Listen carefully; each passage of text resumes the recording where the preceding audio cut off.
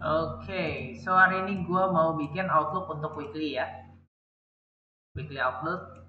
Kalau misalnya di gold, pertama-tama kita harus tahu dulu untuk strukturnya ya. Sekali lagi kita pelan-pelan aja. Weekly, ini ya kita udah nyampe POI-nya, and then dia seperti ini.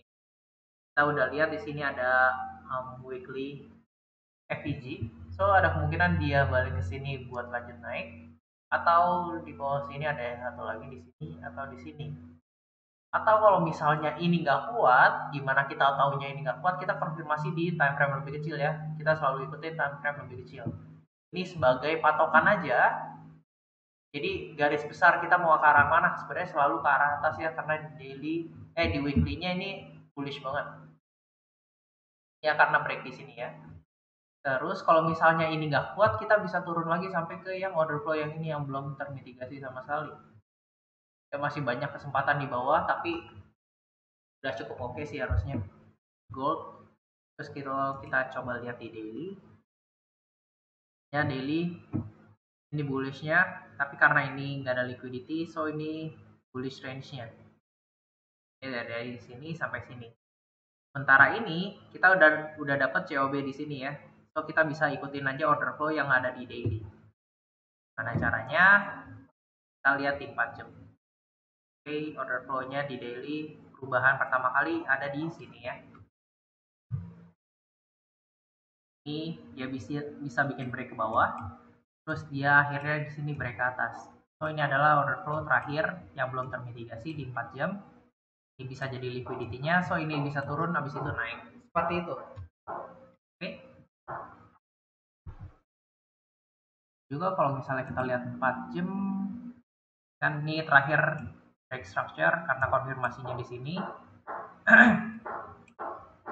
Terus dia nggak ambil liquidity di sini ya. And then dia break di sini. Setelah break, kita butuh yang namanya pullback. Contohnya yang ini. Apa namanya? Koreksi ya. Kita butuh koreksi di 4 jam. Ini kan koreksinya di sini.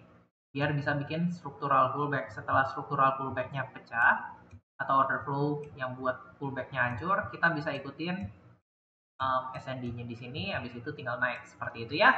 Mudah ya. Oke, itu aja untuk gold. Kita lanjut ke yang lain. Pair yang lain yang gue biasa lihat adalah Euro USD.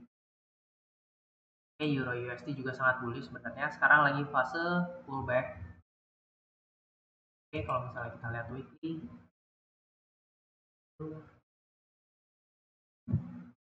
kita lihat weekly ya. Weekly sebenarnya bearish karena ini breaknya di sini. And then ini adalah pullbacknya di weekly ya. Tapi yang menyangga weekly punya order flow adalah yang ini. So ketika ini udah break, kita bisa ambil entry untuk incer weekly low. Tapi selama ini order flow-nya belum hancur, kita nggak ada masalah. Kita lanjut terus saja naik ya. So ini adalah peran pentingnya di sini. Kita tandain aja ya untuk weekly order flow.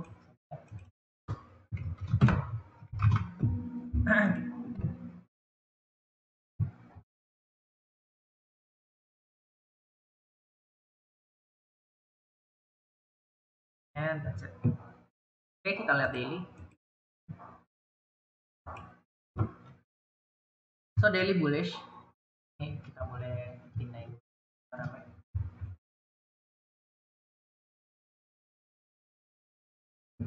Ini daily bullish. And then untuk liquidity-nya, yang pertama yang kita harus ambil adalah ini. Yang ini supaya kita bisa ambil order block yang di sini. Kalau misalnya kita nggak bisa lihat, kita bisa di time frame yang di bawahnya lagi. Kalau misalnya ini jadi liquidity-nya, kemungkinan ini adalah jadi order block-nya. Oke, atau yang di sini. Atau kalau misalnya mau yang lebih dekat di sini. Tapi kayaknya semuanya udah termitigasi sih. Jadi ada cukup bahaya di daily. Coba kita lihat turunnya dulu lagi ya. Kan kita udah tahu nih daily breakout di sini. And then lagi pullback, fase pullback di daily. Fase pullback di daily kita harus pertahanin order flow yang di atas. Karena itu yang menjaga dia pullback ke bawah ya. Terus tadi kan kita udah tahu kalau misalnya daily punya liquidity adalah yang di sini. Ya, nih kita tambahin aja daily inducement seperti ini. Oke, setelah kita tahu daily inducement ada di mana atau koreksinya, kita butuh menentukan yang namanya order block yang ada di bawah liquidity DD. Ya, contohnya bisa jadi seperti ini kalau kita lihat. Enggak, nih udah termitigasi ya sama-sama yang ini. So, kita bisa cari turunnya. Ini udah termitigasi juga. Yang ini. Nah, ya ini yang belum termitigasi. Setelah bikin high di sini yang baru dia break bawah atau ambil liquidity. So ini adalah natural order block yang bagus, sama yang di sini juga kelihatannya. Ya setelah ambil liquidity yang di bawah, habis itu dia bisa ambil atas. So ini adalah dua order block di daily yang bagus untuk kita kontinuasi daily punya swing. Ya. Ini daily-nya.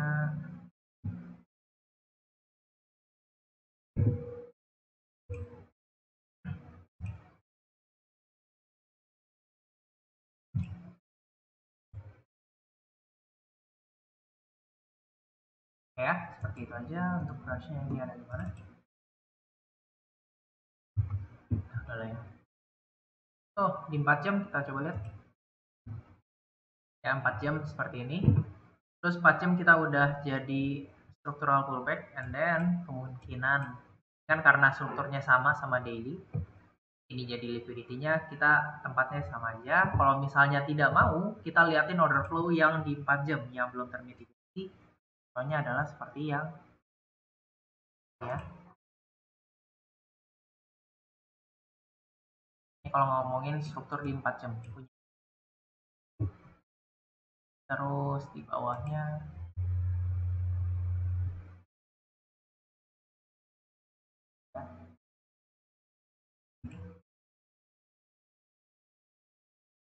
no, paling satu ini, dan yang kedua yang ini sama-sama di daily juga ada di sini. Ini dua poin untuk bisa kita lanjutin bullishness dari daily dan juga 4 jam.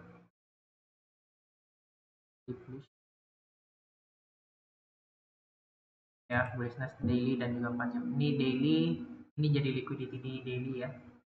Dan di sini bawahnya buat pantulannya. So kita lihat di time frame yang lebih rendah, bagaimana cara kita trade-nya. Oke. Nah ini pertama-tama setelah break yang ini kan setelah break USD ya, break sedikit, week saja, ini week juga, and then ini week semua ya. Kalau di hourly jelek sebenarnya karena week semua, kemudian di sini baru dia nge-break ke bawah. Ini jadi liquidity-nya, ini jadi order block-nya untuk kita entry turun.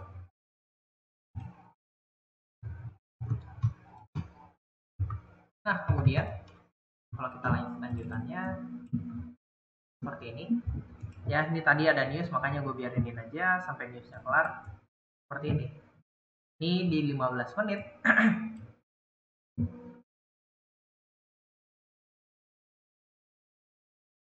Ya.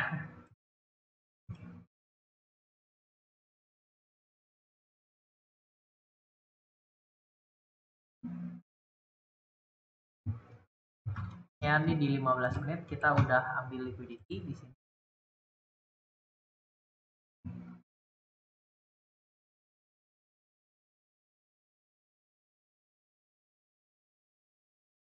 Ini udah gue jelasin di video yang soal gue weekly review ya.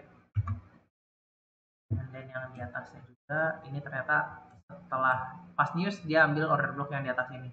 Oke, ini daily punya liquidity, kemarin punya. Di situ dia breakdown ke bawah. Ini gue juga udah jelasin di weekly recap, so nonton video yang itu ya. Nah untuk daily setelah diambil liquidity, dilanjut turun ya. Kita ambil liquidity, dia lanjut turun, and then ini jadi breaknya ya, 15 menit.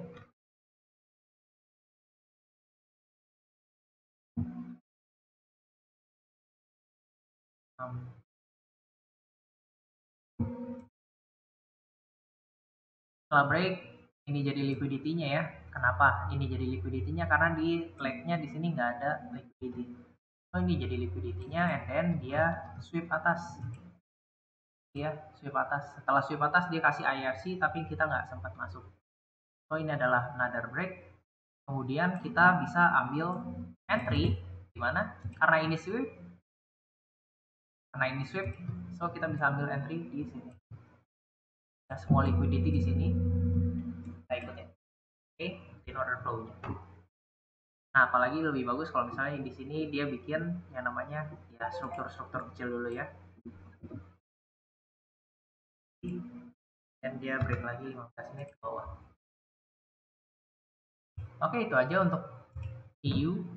Kemudian untuk GU nggak dapat juga.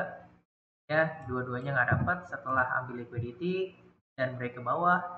Ini liquidity-nya, terus kita mau pas London itu kita dapat entry paling nggak sekitar di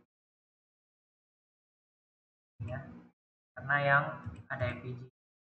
Nah, pas di sini kita lihat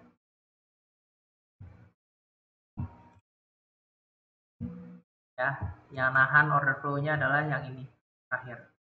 Terus dikasih ini, and then setelah jebol rencananya mau naik, tapi nggak, newsnya udah duluan ya. Newsnya udah duluan, ya udah kita nggak bisa entry, biarin aja ya.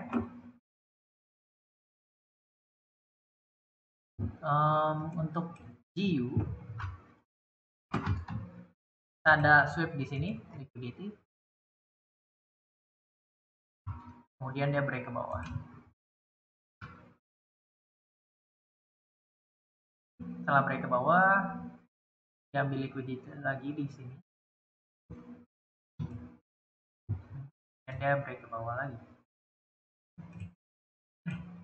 So yang kita butuh tunggu adalah sekarang dia bikin struktural di 15 menit atau koreksi-koreksi supaya kita bisa ambil entry di sini. Tapi jangan lupa weekly-nya beda dengan Q, oke? Nah,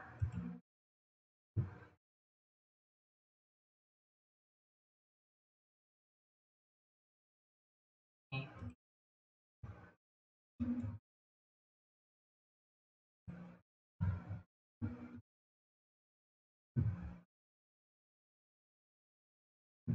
Oke, weekly Q bearish sama ya dengan itu. Kita udah nyampe di weekly POI karena di atas ini ada lagi. Oke, di sini ada lagi. Untuk POI-nya, ini order flow-nya udah jelas. Kemudian ini adalah kontinuasinya.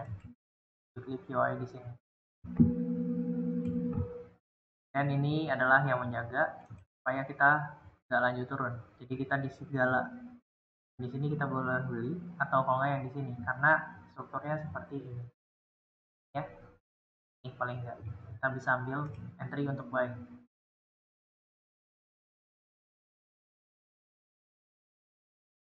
Oke, sudah itu aja. Tapi untuk daily-nya kita lihat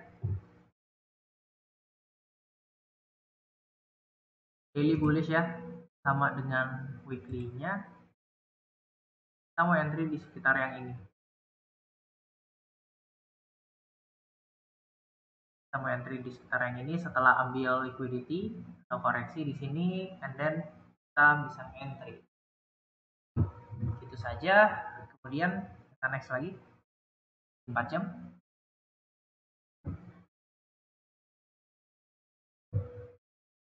Ya, 4 jam lebih jelas karena di sini ada liquidity dulu, and then dia break. Setelah break ini adalah order block yang di 4 jam. Kalau misalnya kita bandingin 4 jam dan juga daily, low-nya 4 jam jadi liquidity di daily sih, seperti itu ya. Makanya mainin time frame itu sangat penting, tapi jangan terlalu harus tahu bagaimana men-treat setiap time frame. Oke, makin gede time frame-nya makin bagus, tapi kita jangan sampai terjebak dengan time frame yang lebih gede aja. Kita juga butuh lihat konfirmasi di time frame kecil supaya kita untuk entry-nya lebih bagus dan juga untuk manage-nya lebih mudah. Itu ya. Jangan sampai kalau misalnya kita udah di sini terus kita kasih dapat pergerakan sedikit, oh kita ambil entry, ternyata masih di dalam tren time frame kecilnya masih mengarah ke bawah, itu bahaya. Ngapain ngantri begitu ya.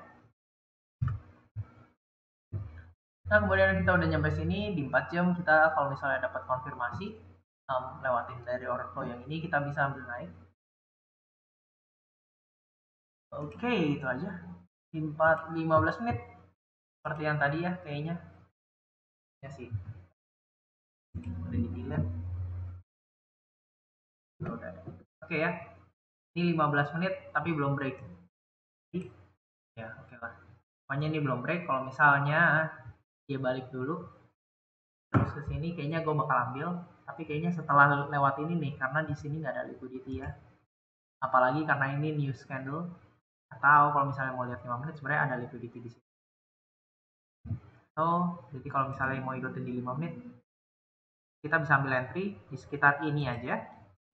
Tapi harus tunggu 1 menit dia ngasih perubahan seperti ini, kemudian kita bisa ambil entry ya. Lanjut ke bawah, target di sini. Oke, itu aja dari gue SG Trade, gue Sel. Bye, happy trading semuanya.